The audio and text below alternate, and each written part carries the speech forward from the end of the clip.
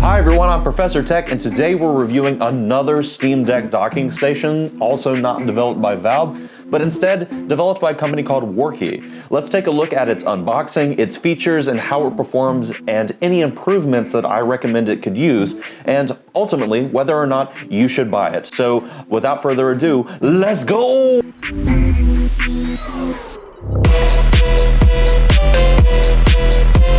Okay, so here's the thing. Much like my last review video of the Unitech Steam Deck docking station, this unit was also initially unboxed for a comparison video, but there are a few key differences with this unit as compared to last week's Unitech dock, and instead of making a comparison video like I originally planned, I would encourage you to get subscribed so you don't miss updates on the channel, and you can also backtrack and watch the video from last week and figure out which dock might be better for you, since they go a little more in-depth on each device in their own individual video. Maybe once I get a larger collection of docks, I'll do an overall overview comparison video, but just 2 docks doesn't seem like it's worth it to do a comparison. But let's get to the main topic of today, the Warrky Steam Deck docking station.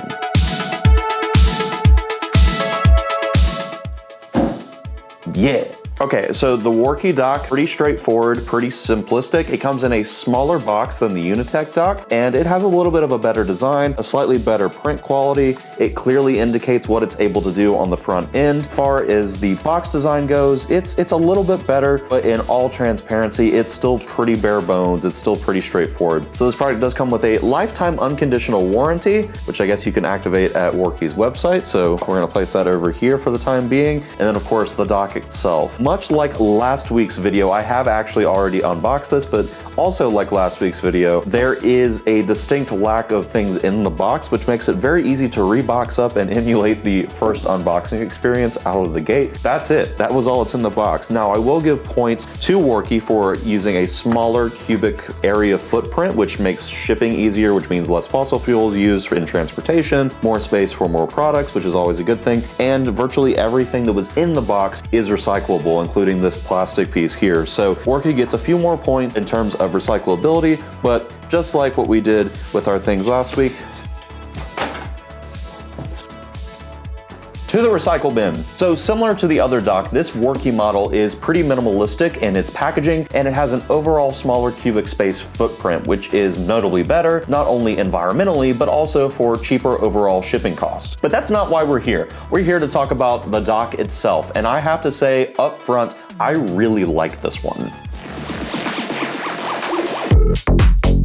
The Steam Deck docking station by Warrky has the usual suspects when it comes to features, and that's not a bad thing at all. It features 3 USB Type-A 3.0 ports capable of up to 5 gigabits per second, an HDMI 2.0 port that can transmit up to 4K 60 frames per second, and a 100-watt pass-through USB-C bus cable that transfers all the information from the other ports to the Steam Deck, in addition to up to 45 watts of pass-through charging as well. So you might be saying, how is this different from last week's dock? Well, there are a few key differences, and they are the ones that basically address every issue that I had with the Unitech dock from last week. To start, it has my favorite feature, the folding area for the USB-C bus cable on the bottom, so that it can fold down so that I don't have to worry about it getting snagged or kinked whenever I throw it inside of my bag or when it's in my luggage as I'm traveling. As someone who travels a lot for work, this is a really big highlight for someone like me. And it also has a slightly lower lip on the front that reduces the amount of rub against the Steam Deck screen when you pick it up and out of the dock. It has more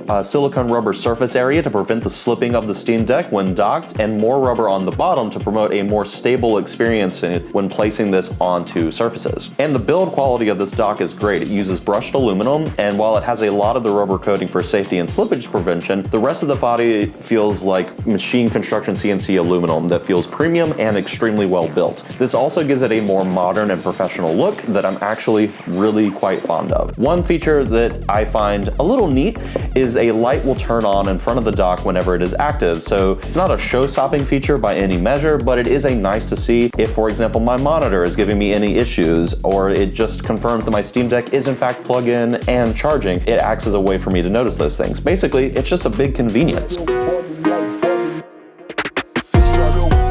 Okay, similar to last week's video, here we have some gameplay from Days Gone, a fairly demanding title. It is Steam Deck certified and has occasional drops to 50 to 55 frames per second. I would say overall the dock performs as expected, and this is a really good thing. I'll let gameplay roll for about a minute just so you can judge for yourself and make your own determination.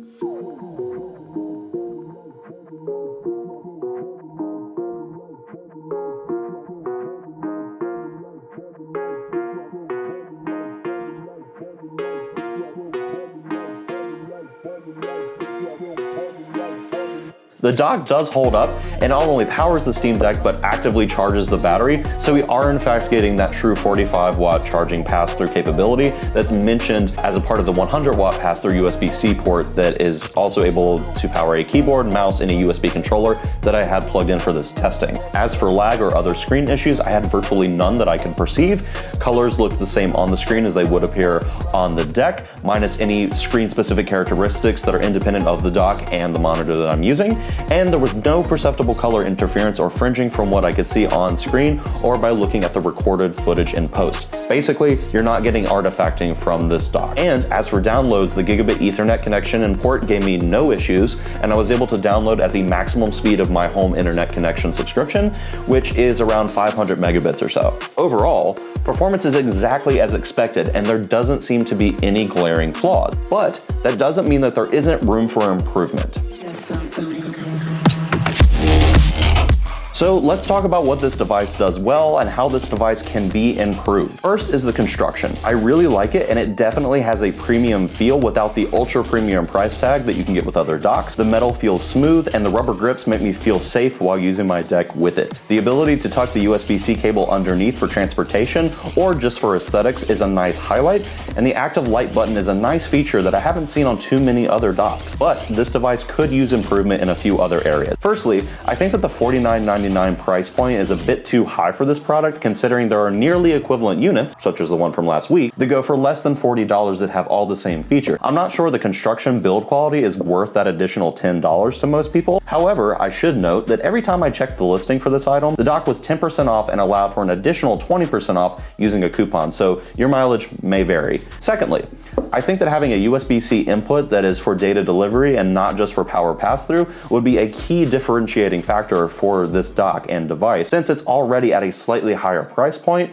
and would totally justify the full price. Many people have hard drives now that use only USB-C, and some may want to have a drive connected that has their full Steam library connected so they can just play off of the hard drive or play more intensive, not as travel-friendly games when they're at home using the dock. I think that having just one more USB-A port would be beneficial to those that use the Warrky Steam Deck Dock as a productivity unit. For example, I have my mouse, keyboard, and controller plugged in, but then if I wanted to say plug in something like another hard drive or extended storage, there was no additional USB-C port and definitely no other USB-A port. So while most gamers use a wireless mouse or controller or keyboard, there is a market sector that's not being taken into account for those that are looking for a more budget alternative to the official Valve dock that aren't using Bluetooth devices. So with all of that being said, should you buy it? The Warrky Steam Deck Docking Station 6-in-1 is a fantastic unit at the $49.99 price point, and even better if you factor in the fact that the device is constantly on sale for 10% off, and on Amazon there's a 20% off coupon, and assuming those deals are still active, this is a great device. However, if you find it at just the regular price and you find that it is a bit much for you, I would consider looking at other docks such as those by Unitech that have the same functional features for $10 to $15 less if you don't mind the not as high quality build quality and not not having a tucking space for your wire. Of course, I will keep the channel updated with any long-term issues that I run into with this product, so make sure to get subscribed and like the video so you can stay up to date what we have going on here at the channel. So this gets the Professor Tech official seal of recommendation, and I hope you enjoyed this video. Make sure to get like, subscribe, follow me on Instagram and social media and all of that usual stuff. I appreciate your time, and I will see you all next week. Bye, my friends.